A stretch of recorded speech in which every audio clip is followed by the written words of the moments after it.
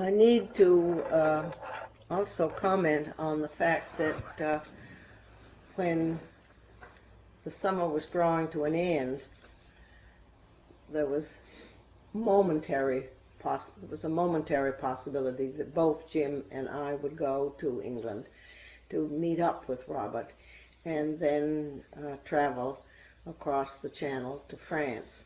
But it ended up, of course, with Jim going because I couldn't anymore leave Tom, who had been born July 12th and was the biggest baby I'd had so far, 9 pounds, and very hungry, and I was nursing him.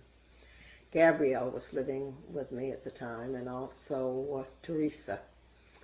So that Jim went off, and they did have a wonderful trip. There again, Robert would have to be the one to give you all of the excitement of it.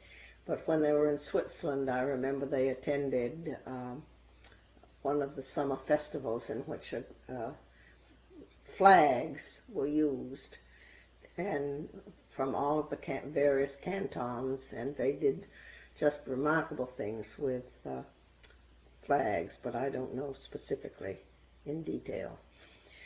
There was another big event I did go down to New York to be there when they came back, and I was standing waiting at the airport. I remember I was upstairs overlooking the gate where they were to come out of, and suddenly there was they came home from Belgium on Sabena Airlines, and so there was a French voice saying, "I'll do the best I can. Monsieur de Normandie, votre chapeau est ici." And so I knew that they were looking for for Jim, I suppose, but anyway, one of the de Normandies, something about his hat.